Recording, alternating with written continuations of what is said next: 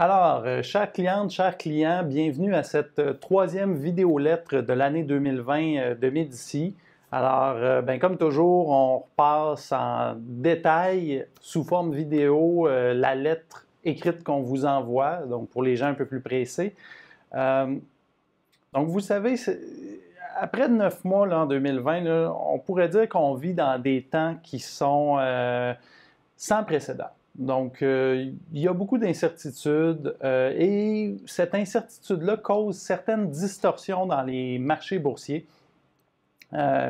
Si on remonte à il y a environ 6 mois, à notre lettre trimestrielle du premier trimestre de l'année 2020, on avait fait justement un tour d'horizon de tous les titres que vous détenez en portefeuille, étant donné l'éclatement de la COVID-19.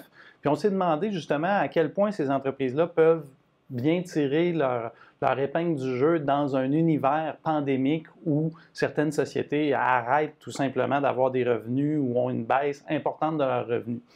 Et je pense qu'on vous a démontré à ce moment-là que nos entreprises allaient être résilientes. On a mis d'avant les raisons pour lesquelles on pensait ça. Et force est d'admettre qu'après 7 mois, 7 mois après le creux boursier de la pandémie, du moins ce qui est le creux jusqu'à maintenant, tout se passe comme prévu. Je veux dire, les rendements des portefeuilles sont relativement stables, voire légèrement en hausse. Mais il y a quand même 3 phénomènes importants qui causent une distorsion dans les marchés et des phénomènes qu'on regarde de près chez Médicis, puis on veut vous les partager aujourd'hui. Donc, il y en a 3. Le premier, c'est un écart grandissant entre les titres gagnants et les titres perdants. Alors, une récession normale a pour effet de frapper généralement toutes les entreprises, alors que la pandémie, elle frappe un peu différemment. On va voir pourquoi plus tard. Le deuxième point, c'est une hausse significative de la participation d'investisseurs débutants dans les marchés. Donc, on va voir aussi quels impacts ça a. Le troisième, et ce n'est pas le moindre, c'est la baisse importante des taux d'intérêt. Alors, si vous voulez, on va ensemble voir chacun de ces 3 phénomènes-là et ensuite, on va voir en quoi Médicis, justement, qu'est-ce qu'on fait chez Médicis pour s'adapter et pas tomber dans les panneaux de ces phénomènes-là, si on peut le dire comme ça. Alors, si on regarde l'écart grandissant entre les gagnants et les perdants, bon, c'est quoi un gagnant en ce moment dans l'univers pandémique? C'est souvent une société qui est numérique, qui va offrir un service où il n'y a aucune présence physique, où on se fait livrer le produit ou le service dans le confort de son salon sans se déplacer. Il y a 3 exemples ici. Vous allez voir que leur performance, par exemple Zoom, qui est l'entreprise de vidéoconférence, au 2e trimestre de l'année, elle a vu ses revenus augmenter de 350 %. Puis on le rappelle, là, on est dans un univers où l'activité économique recule, où il y a une récession. Cette entreprise-là augmente ses revenus de 350 % et son titre en bourse augmente de plus de 600 % depuis le début de l'année. Donc ça, c'est un exemple de gagnant. Vous avez DocuSign, qui est une entreprise qui permet de signer des contrats à distance avec la signature numérique, donc qui offre ce service-là à d'autres entreprises. Revenus en hausse de 45 % alors qu'on est au cœur même d'une pandémie et en bourse, plus de 200 % de progression cette année jusqu'à maintenant. Et Amazon, ce n'est pas la petite société nébuleuse que personne ne connaît, c'est très gros, c'est une des plus grandes entreprises au monde. Revenu en hausse de 41 % au 2e trimestre et le titre en bourse qui monte de plus de 60 %. Il y a beaucoup d'entreprises dans ce genre-là qu'on suit de près chez Médicis et pendant la pandémie, elles étaient, à notre avis, encore chères et depuis ce temps-là, elles ont doublé, voire triplé en bourse, ce qui nous mène, disons, à la prudence. Mais on les suit tout de même. L'autre côté, il y a les grands perdants, si on peut le dire comme ça. Souvent, c'est des entreprises qui ont un endettement qui n'est vraiment pas négligeable, un endettement qui est quand même assez important. Et c'est une entreprise qui, généralement, doit mobiliser des capitaux dans des actifs tangibles, de l'immobilier, des engagements sur des baux, du matériel roulant. On vous donne deux exemples. Air Canada, bon, on parle de matériel roulant. Une flotte d'avions, c'est un exemple de matériel roulant que l'entreprise doit avoir. Donc, Air Canada, ils ont un endettement de plus de 5 milliards de dollars lorsqu'on soustrait l'encaisse, donc un endettement net. Au deuxième trimestre cette année, les revenus ont baissé de 90 %, presque 90 %, et le titre en bourse depuis le début de l'année a dégringolé d'à peu près 70 %. Donc, les activités ne peuvent plus continuer et les charges fixes sont importantes. Ritmans, populaire détaillant, ça fait plus d'une centaine d'années que ça existe, détaillant de mode féminine, très connu à Montréal. Le siège social est à Montréal. L'entreprise n'avait aucune dette financière, mais elle avait des engagements importants sur ses baux, son réseau de magasins qu'elle loue, donc des loyers à payer. Et veut pas, quand les gens arrêtent de visiter les magasins, bien là, les inventaires s'accumulent. Et là, on parle d'inventaires qui sont sensibles aux tendances, aux modes. Donc, si vous ne réussissez pas à les vendre, vous avez un problème, là, vos inventaires ne valent plus grand-chose, là, parce qu'à un moment donné, la saison change, puis vos inventaires restent invendus. Donc, même si l'entreprise n'avait aucune dette financière, elle a dû quand même faire faillite, se restructurer. Donc, ça vous donne une idée à quel point là, cette pandémie-là, ce n'est pas comme une récession normale. C'est quelque chose qui a un impact qui est très inégal d'une société à l'autre. Et nous, chez Medici, il faut en tenir compte. Ce n'est pas une récession normale. Le deuxième point, c'est la hausse de la participation d'investisseurs débutants dans les marchés. Et je vous dirais qu'au début, dans nos réflexions, on se disait, voyons, des investisseurs débutants, ça ne peut pas faire bouger les marchés. Il y a tellement des gros investisseurs, des fonds communs, des caisses de retraite qui achètent des actions. Mais bon, on a lu quelques articles justement du Wall Street Journal, une publication qui est très respectée. Puis il faisait état justement en fin d'août, à la fin du mois d'août, qu'environ 20 à 25 % du volume de transactions sur les marchés depuis le début de l'année venait d'investisseurs individuels. Et pour vous donner une idée, c'est à peu près le double du niveau qu'on voyait il y a 10 ans. Donc, il y a une progression importante à ce niveau-là. Et vous savez, les investisseurs individuels, ce n'est pas des gens qui travaillent là, à tous les jours à faire des recherches. Là. Donc, c'est des gens qui généralement sont débutants. Ils ne vont pas nécessairement faire autant de recherches pour investir. Et ça a amené à des anomalies dans le marché. Quelques exemples. Tesla, le 11 août dernier, elle annonce un fractionnement de ses actions de 5 pour 1. C'est-à-dire, si vous avez une action, vous allez en recevoir 4 nouvelles, donc vous allez en avoir 5 à la fin. Et le fractionnement prenait effet le 28 août. Okay? Donc, le 28 août, vous recevez vos actions si vous êtes actionnaire de Tesla. Entre ces deux dates-là, le 11 août et le 28 août, le titre a monté de plus de 60 %, alors que l'entreprise n'a publié aucun résultat. Il n'y a aucune nouvelle importante qui est arrivée à cette entreprise-là pendant cette courte période-là d'à peu près 2 semaines. Et le titre, pourtant, a monté de 61 %. Il faut le rappeler, là, un fractionnement, ça ne crée aucune valeur. Un fractionnement, c'est l'équivalent de je vous donne une pomme ou je vous donne une pomme coupée en 4.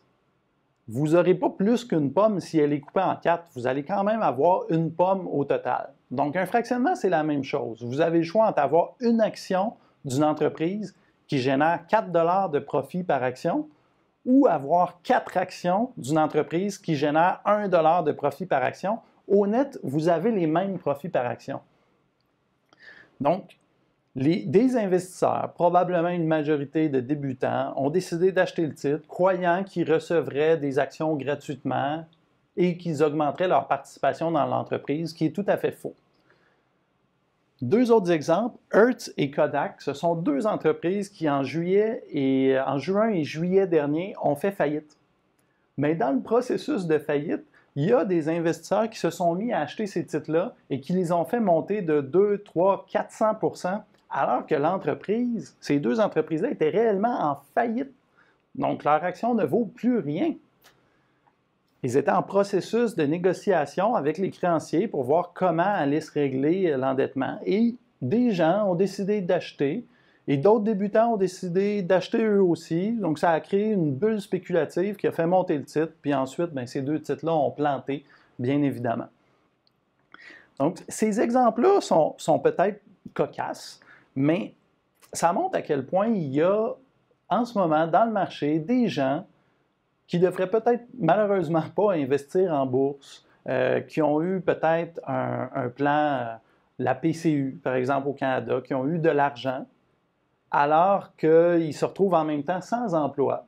Puis ont décidé peut-être de faire des transactions sur la bourse. Vous savez, aujourd'hui, il y a moyen de s'ouvrir un compte très facilement. Il y a des applications qui sont très bien faites pour transiger, qui donnent même l'allure d'un jeu vidéo. Et même, il n'y a aucun frais de transaction quand vous faites ces transactions-là sur ces applications-là. Donc, la bourse est très accessible, puis ça amène des distorsions comme celle-là dans la performance de titre où il n'y a aucune corrélation finalement avec la valeur réelle de l'entreprise, ses résultats. Puis vous savez, chez Médici, c'est cher pour nous la valeur réelle d'une entreprise. Je veux dire, c'est comme ça qu'on investit. Le troisième phénomène important, c'est la baisse des taux d'intérêt. Bon, c'est pas nouveau, mais les taux d'intérêt étaient déjà très faibles avant la pandémie. Puis là, un autre salve, là, les taux ont baissé encore de façon encore plus importante. Encore une fois, on prend le bon vieil exemple des obligations canadiennes échéantes dans 10 ans. Si vous achetez ça aujourd'hui, vous avez un rendement à maturité de 0,54 %. Donc, c'est une maigre pitance pour immobiliser son capital pour 10 ans. C'est l'équivalent d'acheter un titre à 185 fois les bénéfices avec aucune perspective de croissance. C'est une obligation, c'est des revenus fixes. Les profits de l'obligation, entre guillemets, ne vont pas augmenter ou croître par la nature des activités. Une obligation, c'est fixe. Puis il ne faut pas oublier que 0,54 %, c'est avant de payer l'impôt, c'est avant l'inflation. Je veux dire, l'inflation au Canada est de quoi? 1-2 % par année. Puis c'est avant les frais de gestion aussi. Je veux dire, la plupart des gens investissent et paient des frais de gestion. Donc, lorsque vous calculez tout ça, le rendement réel que vous obtenez sur une obligation canadienne est négatif. Donc, vous achetez ça pour perdre de l'argent. Vous avez une garantie de perdre de l'argent. Aux États-Unis, ce n'est pas différent. 0,66 % de rendement à maturité pour une obligation américaine de 10 ans, 152 fois les bénéfices. Alors, qu'est-ce que ça fait? L'effet de ça, c'est que ça gonfle les évaluations d'à peu près tous les placements. Si le coût pour se procurer de l'argent, les taux d'intérêt, sont faibles, alors ça permet à plus de gens de se procurer de l'argent et d'acheter des titres, des placements, que ce soit des actions, des obligations, des actifs immobiliers, faire des investissements privés dans des entreprises privées. Tout ça, ça a pour effet de gonfler la valorisation des actifs. Et donc, il faut s'en méfier, il faut faire attention avec ça, rester prudent sur l'évaluation qu'on est prêt à payer sur les marchés. Alors, qu'est-ce qu'on fait, nous, Médici, dans ce contexte-là de ces trois phénomènes-là qu'on vient de voir? Bien, le premier, c'est de connaître les grands gagnants.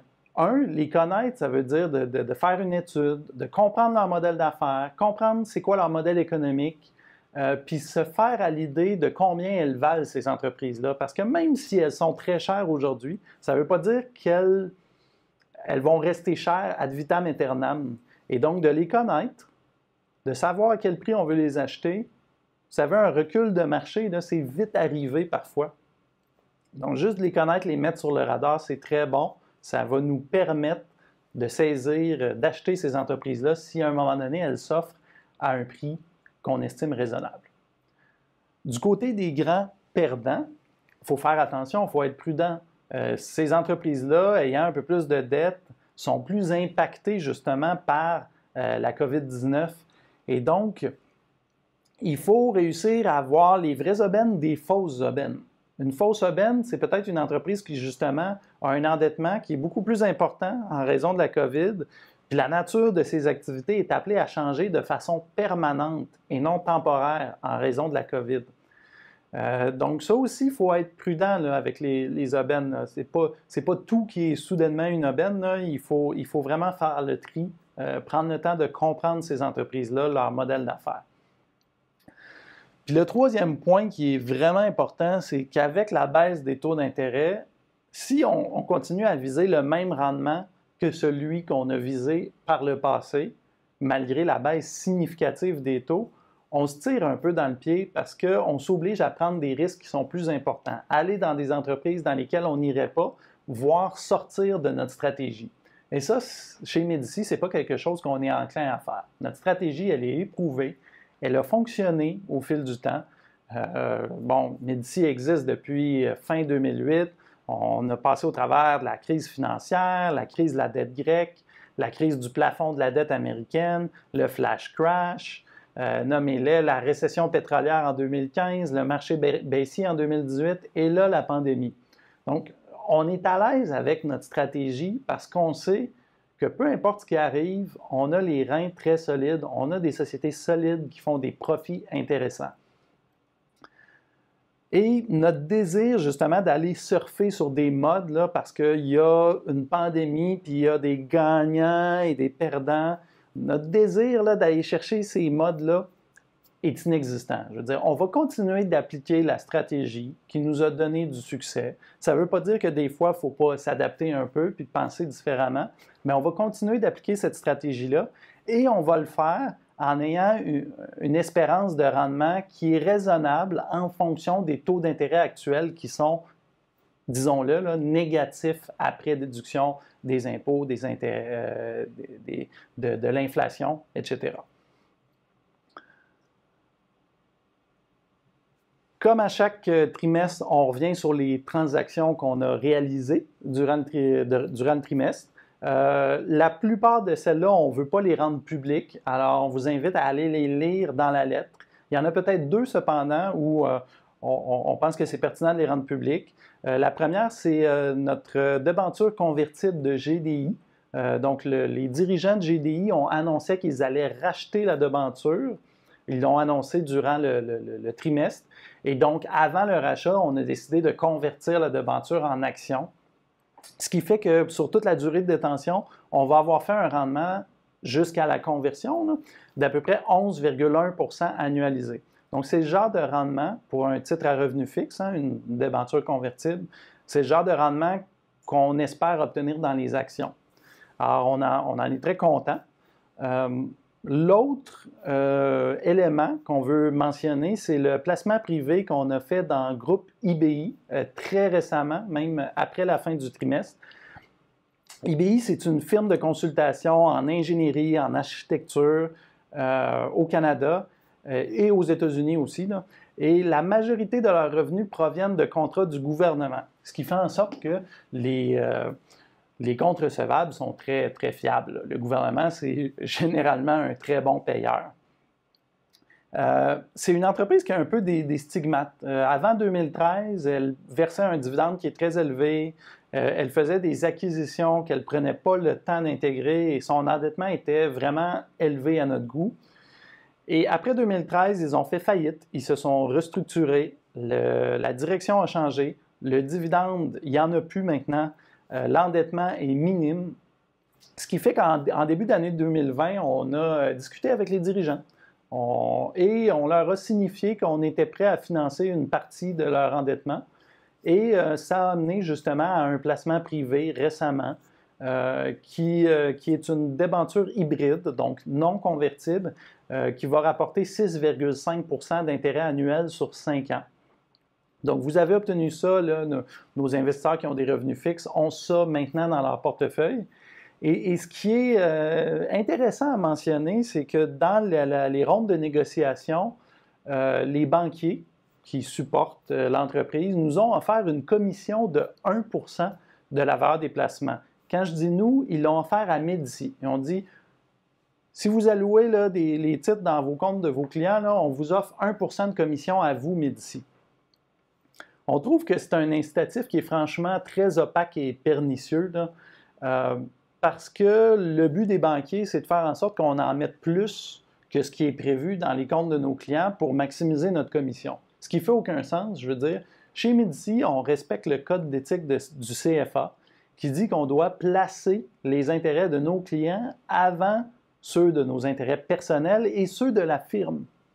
Alors, de voir que l'industrie, et ça semble vraiment une règle là, dans les placements privés, d'offrir ce genre de commission-là, on remarque que l'industrie fait ça et on n'est pas d'accord avec ça. Donc, ce qu'on a fait, c'est qu'on l'a pris, la commission, mais on juge que cette commission-là, elle vous appartient à nos clients qui reçoivent la devanture et donc, on l'a versée au prorata de votre participation dans votre compte. Bon, cette commission-là, dans les contrats, c'est mentionné que ça vise à nous rembourser pour nos frais de recherche et nos frais d'analyse du placement privé. Mais bon, nous, on est de l'avis que nos recherches, comme pour tout placement qu'on fait, ça fait partie de nos dépenses. Je veux dire, on n'a pas à obtenir un remboursement pour ça, en plus des frais que notre clientèle nous paie.